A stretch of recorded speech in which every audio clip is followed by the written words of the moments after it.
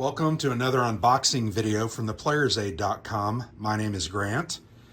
I just received yesterday a new second edition copy of Phantom Fury, which is subtitled here, and you can see the Iraq, November 9th, 2004, the second battle for Fallujah.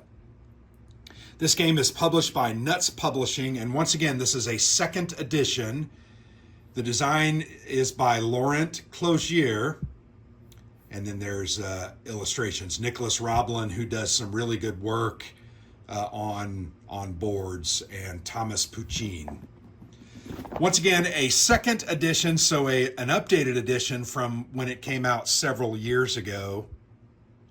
I know this one has been a little bit languishing on their pre-order page, and it's taken a little bit of time to get it done, but I'm hoping that the game is really worth it, and look forward very much to playing this. Once again, this is a solitaire war game dealing with the second battle of Fallujah. Nice box, good quality.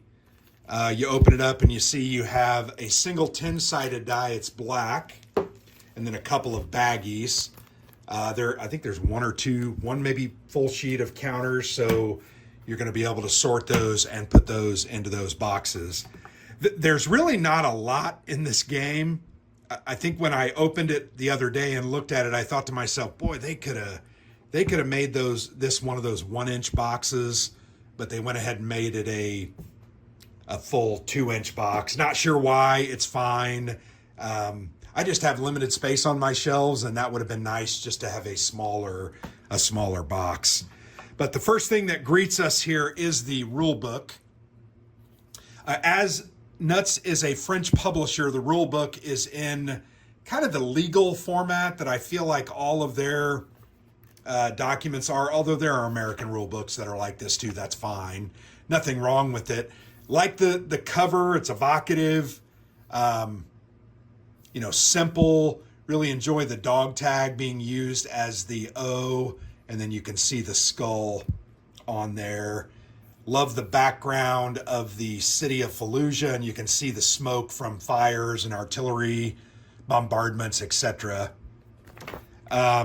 Pretty nice quality paper. It's glossy. I'll go ahead and open it up so that you can let me go ahead and move that, kind of see that as I flip through it. Big table of contents there at the beginning, which is always nice, just to be able to see where things are in the rules.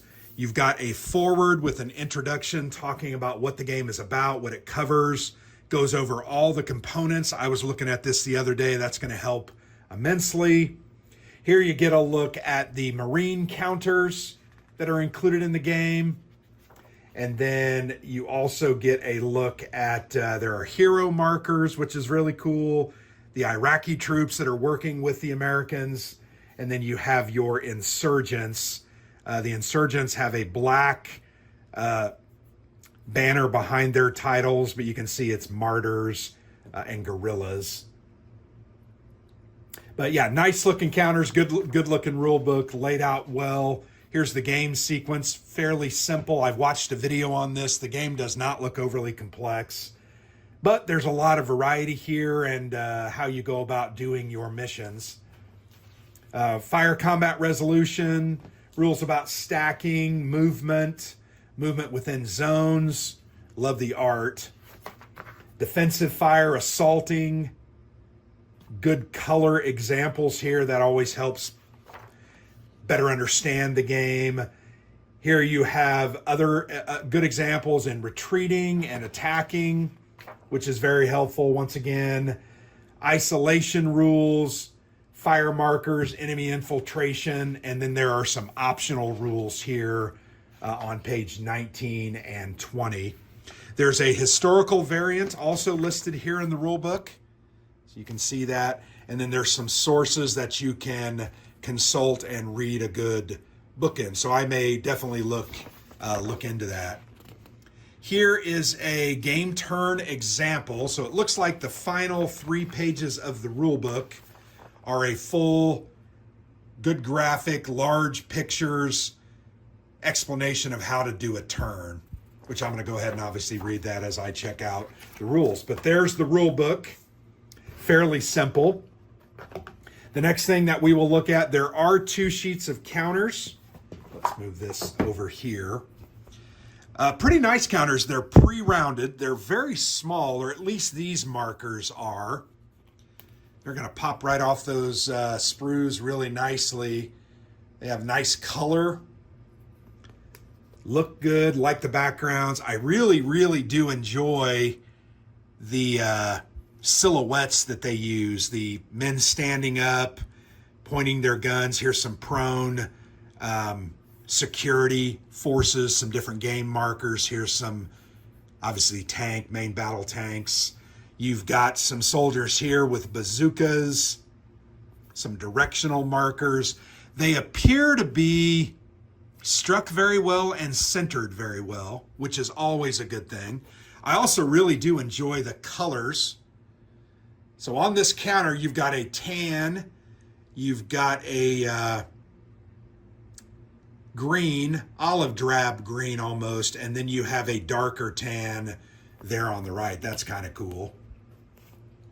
So that's a full, I didn't turn those over. Let me show you the backs of those. Okay, so these are zone markers. That's what those are. So they show control and strong points. That's kind of cool. And then here's the backs of those units. And you'll notice that there's not a ton of units here. There are 2 counter sheets, but really not even quite one full counter sheet worth of American units. You got half a counter sheet and then half a counter sheet of insurgent units. So here's a look at the guerrilla units, the insurgents.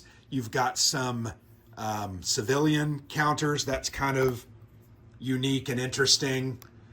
You know, those are real aspects of war. Games that are covered, urban warfare, it's very important, I think, and nice that they have those in. There are some tanks on fire and damaged tanks. And then here you have your guerrilla units. You have several different types. Some with RPGs, some with AKs. Actually, it looks like there's 2 different types. And then on the back, they are martyrs. You can see they have a big machine guns there. They have RPGs. Yeah.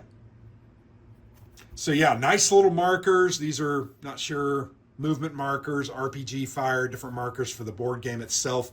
And then here you have your turn and VP and control markers. Really nice, simple looking counters. I think those are going to be pretty swell as they get put out. We'll go ahead and look at there are a couple play aids. Here you've got your main player aid. It talks about setup, VP, how you're going to score, VP. Has your detailed sequence of play, and it's double-sided. On the back, it has assault and reorganization phases, continued, and then just some miscellaneous elements, stacking, variant setups, optional rules, etc. Really nice little play aid. I'm going to play this game, and I'll have that play aid laid out to the side like that. Here are some more tables. There's an event table, support mission table, another event for the insurgents, insurgent reaction table. Get a good look at those. And then some different events. That's only single-sided, so that's also something I'm going to play with out to the side of the board itself to aid in playing it. And let's go ahead and look at the big paper map. And I'm okay with a paper map.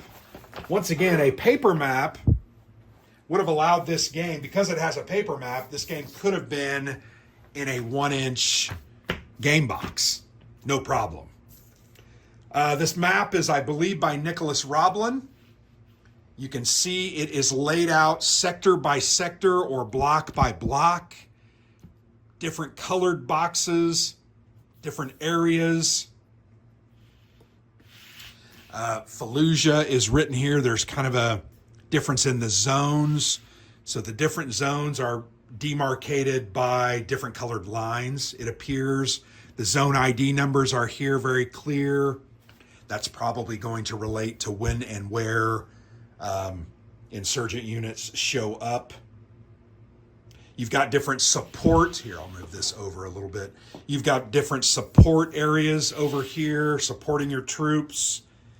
Over on the right, you've got a very interesting turn track. It's a circular turn track, a circular VP track, and then you've got a cardinal direction or compass looking thing that shows north is the bottom of the board itself. Really big board. I'm going to put a nice piece of plexi on that and flatten it out. Really great production. I would say that Nets Publishing does a really good job of producing good games. Now, they're a bit of a smaller company, and I know many of you would complain that these took forever to get out. And I'm not going to argue with you. I know that many people have been waiting for this game as well as several others. But once again, small company, they are working and doing the best that they can. But I think when you get products like this that look this good and hopefully play just as good, I think that makes up for the time that you had to wait. But there you have it. That's a very quick and dirty unboxing for Phantom Fury, which is a second edition, which is a very cool solitaire game about the second battle for Fallujah in Iraq. So very much looking forward to this one. This is one I'm going to try to get to the table this weekend, and I will hopefully be doing a playthrough video and a review video down the line. So thank you so much for watching. I've been Grant for the Player's Aid.